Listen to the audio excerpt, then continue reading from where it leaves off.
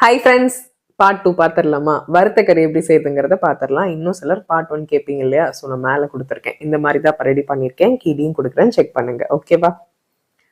ஓகேங்க. வறுத்த கறி ஆஸ் யூஷுவல் ஒரு நார்மல் தாளிப்பு தான். குழம்புலேருந்து கறியை தனியாக வடிச்சு எடுத்து வச்சுட்டேன். 10 போல் சின்ன வெங்காயம், ஒரு 5 போல் பச்சை மிளகாய் கட் பண்ணி ஆட் பண்ணியிருக்கேன். கடாயில் கடலெண்ணெய் விட்டு எண்ணெய் ஊற்றி கடுகு, கடலைப்பருப்பு, உளுத்தம் பருப்பு 3 நல்லா போட்டு பொரிஞ்சதுக்கு அப்புறமா கட் பண்ணி வச்சிருக்க சின்ன வெங்காயத்தையும் பச்சை மிளகாவையும் போட்டு நல்லா வறுத்துக்கு போகிறேன். குழம்பு பாருங்க நல்லா கொதிச்சிருச்சு. அதுக்கு நார்மலான தாளிப்பு கடுகு, கருவேப்பிலை போட்டு தாளிச்சு எடுத்து வச்சிட்டேன். குழம்பு ரெடி ஆயிடுச்சு. இப்போ கறி வறுக்கிறதுக்கு வெங்காயம் லைட்டாக வதங்கினாலே போதும். நான் ஆல்ரெடி லாஸ்ட் வீடியோலேயே சொல்லியிருந்தேன். நான் கறி வதக்கும் போதே பார்த்தீங்க அப்படின்னா சின்ன வெங்காயம் சாந்து ஆட்டி வச்சிருந்தேன்னு சொன்னேன்ல, அதில் வந்து ஒரு 3 ஸ்பூன் வர மாதிரி எடுத்து வச்சிருந்தேன். நல்லா போட்டு மிக்ஸ் பண்ணிக்கோங்க.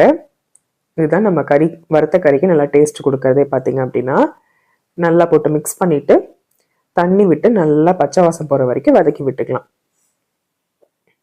இது வந்து பார்த்தீங்க அப்படின்னா ஒரு 10 மினிட்ஸ் ஆகும். இதில் இருக்க பச்சை வாசம் போகிற அளவுக்கு நல்லா வதக்கிக்கலாம். பாருங்க நல்லா கொதிச்சிருச்சு.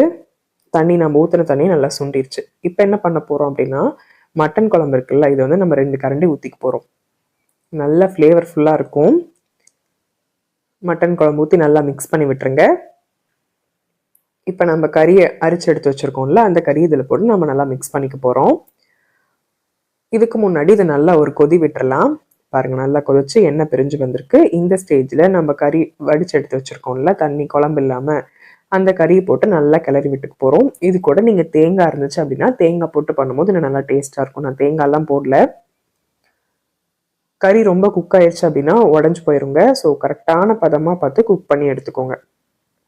நல்லா குழம்போட மிக்ஸ் ஆகுற மாதிரி நல்லா பரட்டி விட்டுக்கலாம்.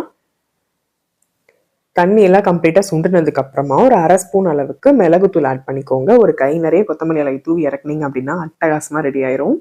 அது சண்டே அன்னைக்கு காலையில் சுட சுட இட்லியும் இந்த வறுத்த கறி கூட இந்த குழம்பும் வச்சு சாப்பிட்டு பாருங்க, அசத்தலா இருக்குங்க. இதை நம்ம பிரேக்ஃபாஸ்ட்டுக்கும் வச்சுக்கலாம், லஞ்சுக்கும் வச்சுக்கலாம், டின்னருக்கும் வச்சுக்கலாம். இதே மாதிரி ரெசிபி செஞ்சு பார்த்துட்டு எப்படி